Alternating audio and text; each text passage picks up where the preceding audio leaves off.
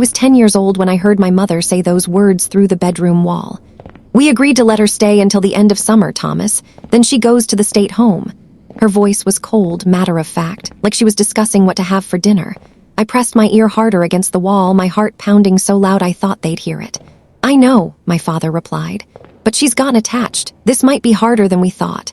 She'll adjust. Kids always do. Besides, we got what we needed from her." I didn't understand what they meant, what they needed from me, but I understood one thing perfectly clear. They were planning to get rid of me, and I had until the end of summer. Where are you watching from today? Drop your location in the comments below and hit that like and subscribe button now. Your support means everything to me. If you've ever felt underestimated by your own people around you, you'll definitely want to stick around for what happened next. My name is Claire, and I'd been living with the Thornton family for 8 months. They'd taken me in from foster care, and for the first time in my life, I thought I had a real home, a real family. Patricia and Thomas Thornton were kind to me. At least I thought they were. They bought me clothes, enrolled me in a good school, let me have my own room. Their daughter Heather was 12 and mostly ignored me, which was fine. I was used to being invisible, but I'd started to believe things would be different here. I'd started to let my guard down, started to hope. Now, pressed against that wall, I realized how stupid I'd been. Hope was dangerous for kids like me. The next morning at breakfast, Patricia smiled at me like nothing was wrong. "Claire, sweetie, would you like more pancakes?" I stared at her, searching her face for signs of the coldness I'd heard last night, but she looked normal, warm even. "No, thank you," I said quietly. Heather was on her phone, barely acknowledging anyone. Thomas read the newspaper. Everything looked like a perfect family breakfast, except it was all fake. "Claire, you seem tired. Did you sleep okay?" Patricia asked. I nodded, pushing food around my plate. How was I supposed to eat when I knew they were planning to throw me away? Like I was trash, like I was nothing. "Summer's almost here," Thomas said suddenly. I froze. "Only 3 more weeks of school," he continued, not looking up from his paper. "Then we'll have the whole summer together." Together. The word felt like a lie. Patricia shot him a quick look I wasn't supposed to see, but I was watching everything now, every glance, every word, every fake smile.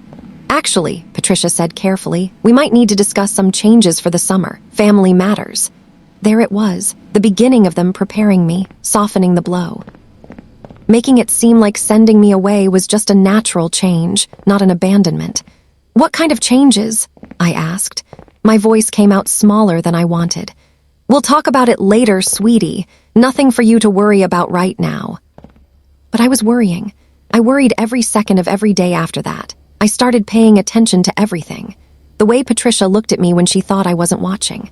The hushed phone calls Thomas took in his office. The way they'd both go quiet when I entered a room. I also started noticing other things. Papers on Thomas's desk with my name on them. Legal documents I couldn't fully read. Bank statements with numbers highlighted. One day, I snuck into his office after school. My hands shook as I looked through the files. That's when I found it. A letter from the state. Foster care subsidy payments. Thousands of dollars. Monthly payments they'd been receiving for taking care of me. And a notation at the bottom that said payments would end after 12 months of placement. 12 months, I counted backward. I'd been here 8 months. In 4 more months, the money would stop. End of summer. Suddenly everything made sense. They didn't want me. They wanted the money. And once that dried up, I was useless to them. I heard footsteps in the hallway. I shoved everything back and slipped out through the side door just as Thomas came in. My heart was hammering. That night, I couldn't sleep. I stared at the ceiling of my pretty bedroom with its pretty curtains and pretty bedspread, and I realized it was all a lie. A business transaction. They'd taken me in for profit, not love. And I had 1 summer left before they threw me away. I started planning. At 10 years old, I didn't have many options, but I'd been in the system since I was 6. I'd learned to survive. I'd learned to disappear when I needed to. I had a small amount of money saved from birthdays and chores. $63, not much, but it was something. I started packing a bag, nothing obvious. Just a few clothes at a time hidden in the back of my closet, a toothbrush, some soap, a jacket. I took food from the kitchen in small amounts. Crackers. Granola bars, things that wouldn't be missed. I was preparing to run, because I'd rather disappear on my own terms than wait for them to throw me away. At school, I started researching. The library had computers. I looked up information about kids who ran away, where they went, how they survived. I learned about shelters, about staying safe, about avoiding police who would just send me back. I made a list in my head of places I could go. The public library stayed open late. The bus station had bathrooms and vending machines. There was a church 2 miles away that served free meals on Wednesdays. I was building a survival plan.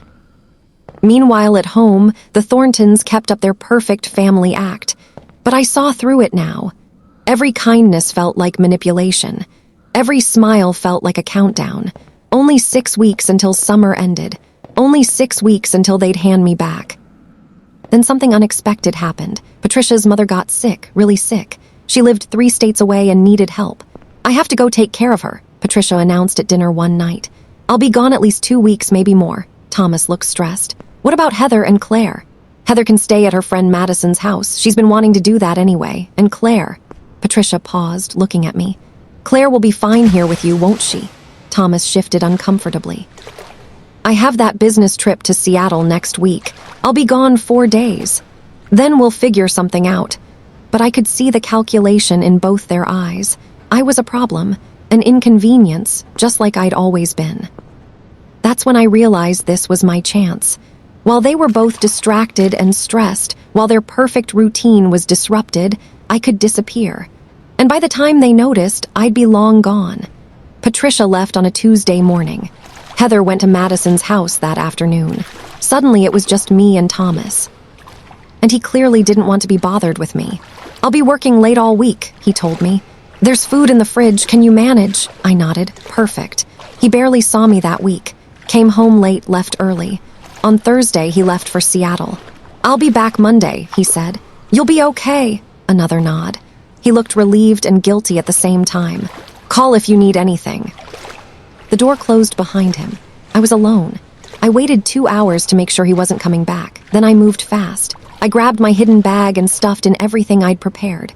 I took my birth certificate from the files in Thomas's office. It was mine. I had a right to it. I took the cash I'd saved. Then I did something I'm not proud of. I took $100 from Patricia's emergency envelope in the kitchen drawer. I told myself it was payment for the 8 months they'd used me. For the lie they'd sold me. For making me believe I mattered. I left the house at 6 p.m. when the sun was starting to set. I didn't leave a note. They wouldn't care anyway. I walked to the bus station. The evening crowd was thick enough that a kid alone didn't stand out too much. I found a bench in a corner and sat there, trying to look like I was waiting for someone. An old woman sat down next to me. You okay, honey? She asked. I nodded, not meeting her eyes. Waiting for my mom, she's just parking the car. The lie came easily. I'd learned to lie in foster care. It was a survival skill. The woman seemed satisfied and went back to her book. I sat there for 3 hours, watching people come and go. When it got late, I moved to the bathroom. I locked myself in a stall and waited. At midnight, the station got quieter.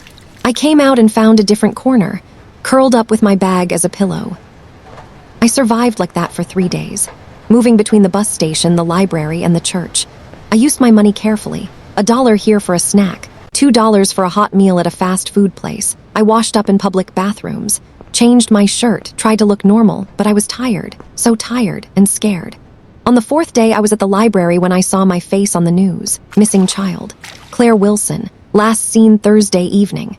Anyone with information, please call. The librarian was watching the TV in the break room. I ducked behind a bookshelf, my heart racing. They'd reported me missing. Were they worried? Or just covering themselves? I couldn't tell. Either way, people were looking for me now. I knew I had to be more careful. I started moving more, never staying in one place too long. I left the area I knew and walked toward the industrial part of town where fewer people paid attention to Kid alone. There was an abandoned building there. Broken windows, graffiti on the walls. I found a corner on the 2nd floor that was dry and hidden. It wasn't safe, but it was better than being spotted. I made a little nest with cardboard I found, used my jacket as a blanket, tried to sleep. But every noise made me jump.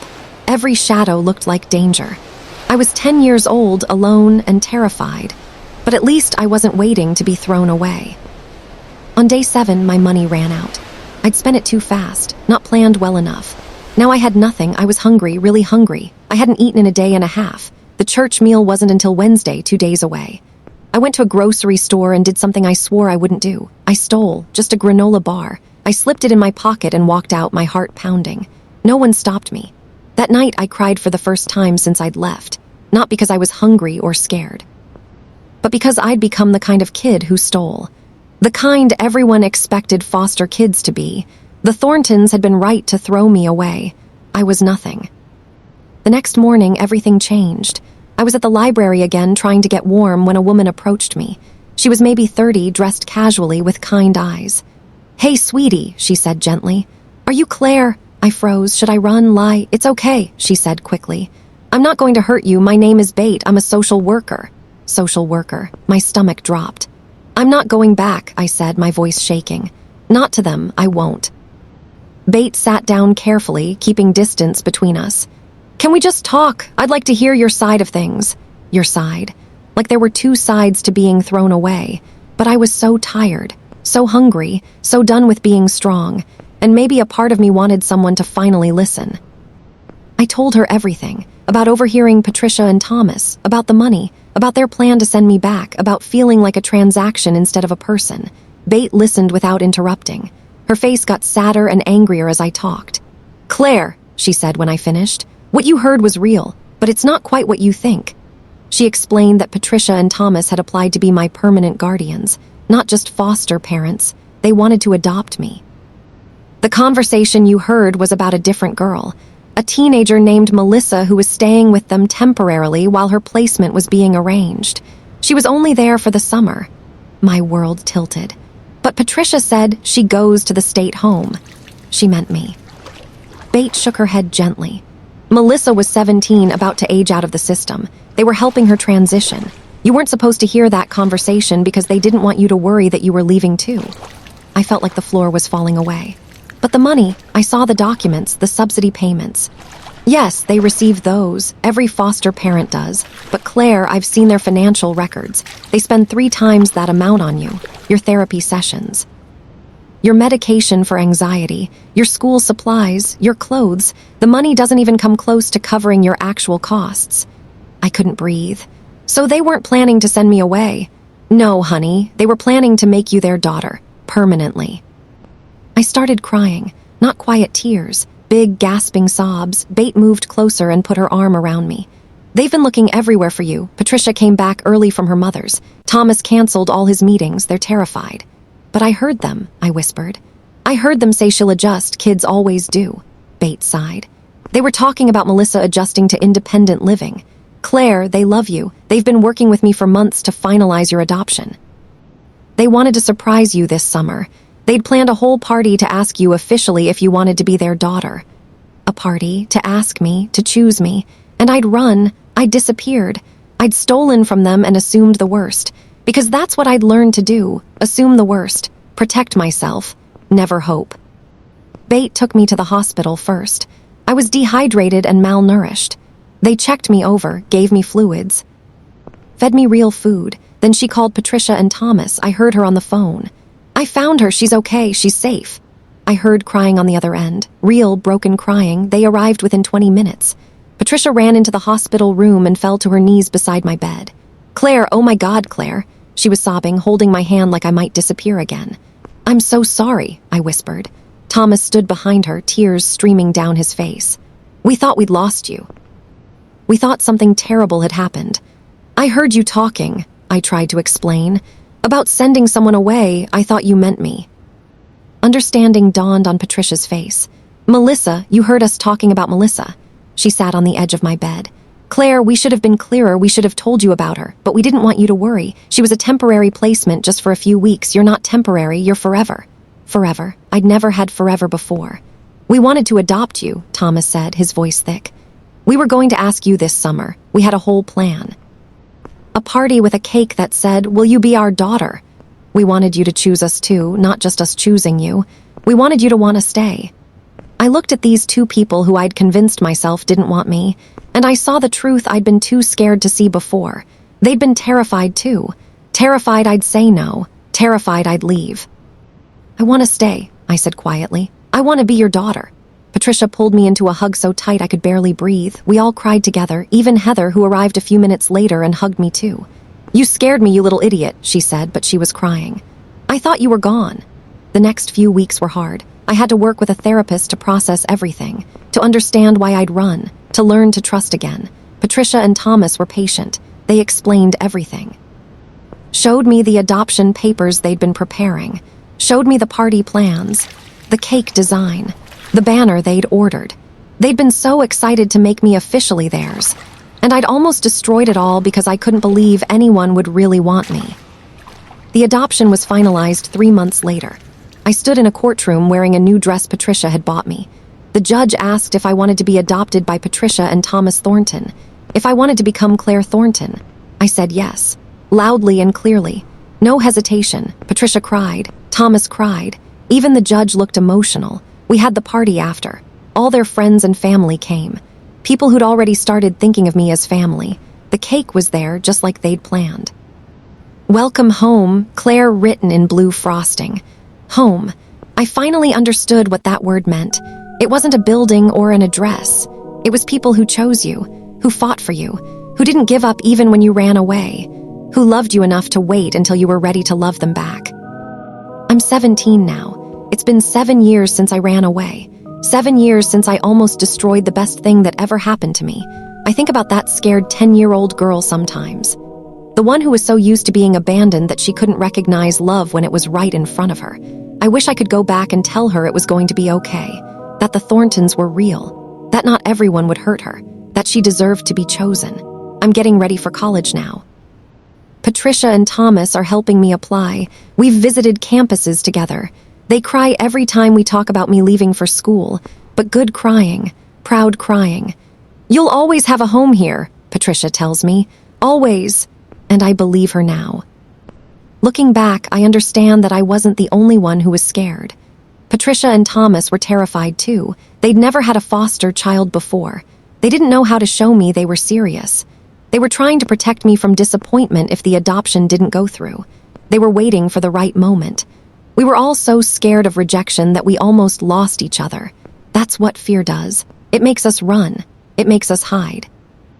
It makes us believe the worst instead of hoping for the best. To everyone watching, thank you for staying until the end. I want to ask you something. Have you ever been so afraid of being hurt that you pushed away the people who actually cared about you? Have you ever run from love because you didn't believe you deserved it? Drop your thoughts in the comments. Your story matters too. This is King's Revenge Vault, where we share the moments that changed us. If this story touched you, hit that subscribe button. You never know who needs to hear that they're worthy of being chosen. I learned that love isn't about being perfect. It's about being patient. It's about second chances. It's about people who don't give up on you even when you give up on yourself. The Thorntons taught me that. They saved me, not by taking me in, but by refusing to let me go. Take care of yourselves out there. And if you're scared to trust someone, take a breath and try anyway. Sometimes the people we're most afraid of losing are the ones fighting hardest to keep us. Until next time, remember you're worthy of forever too.